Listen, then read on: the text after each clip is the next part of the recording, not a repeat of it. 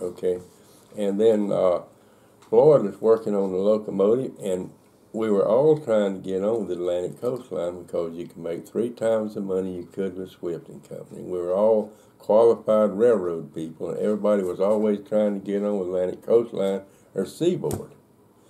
Well, Floyd and another friend of mine had went to Lakeland and had talked to that man up there, and he told him, he said, well, he said, we're not hiring right now. He said, our busy time is the winter, but he said, we work with Santa Fe in California, and their busy time is summer. He said, I'll call them, and y'all go out there and go to work with them, and when their busy season's over, y'all come back to Florida, and we'll put you on with us working here with us. And they work on something called extra board. Well, Floyd and my other friend loaded up their families and went to California to Santa Fe.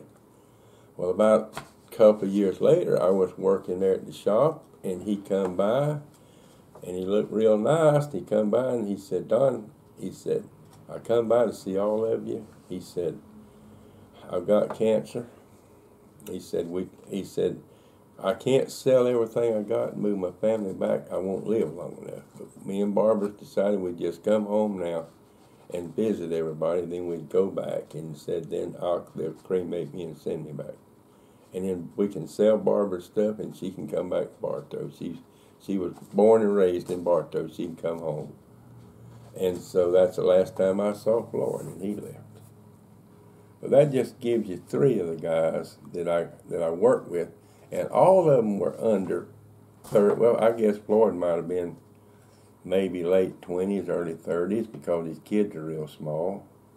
And that was 1968 probably.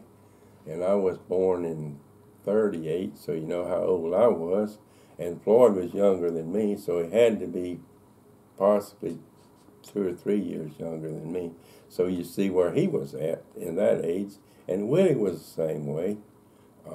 He was younger than me, and it was all this happened around about 4 or 5 years in this area. So that gives you how young he was when this thing got on. And then when I went to work out there, I had a supervisor, and I can't remember his name because he only worked maybe 6 months. I mean, he wasn't my actual supervisor. He was superintendent over dry mill and acid plant, but he was a good man, young man.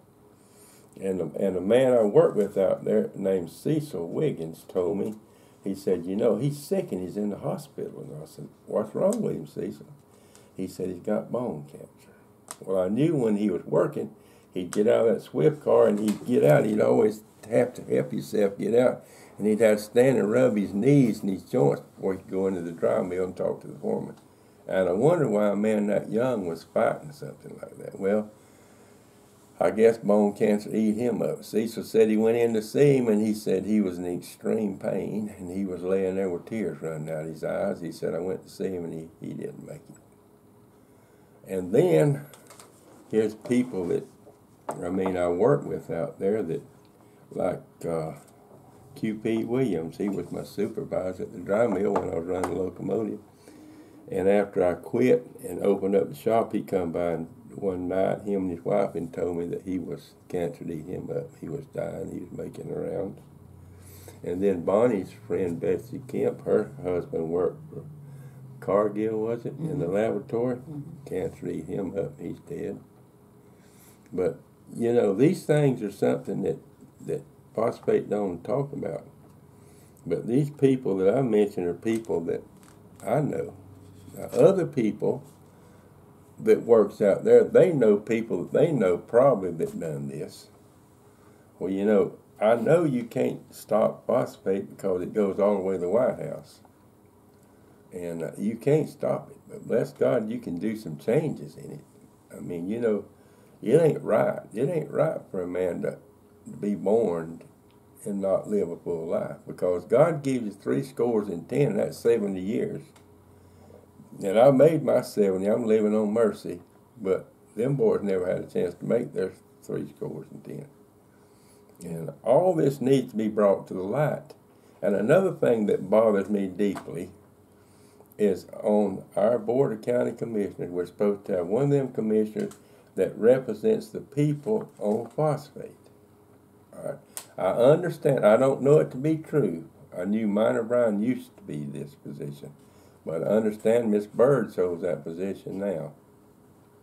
All right, what's her qualifications on phosphate? I believe Dennis said that she said that Lex Albritton told her. Well, I haven't seen him pack a lunchbox and go out there and work phosphate. So I don't think that makes him qualified to represent the people on phosphate, or her to be representing the people on phosphate when she does not have an iota of what's going on, or what's went on. And I don't think you can tell her, because I was there when they put a gag order on the people. So you can't tell them nothing, they ain't gonna listen to nothing.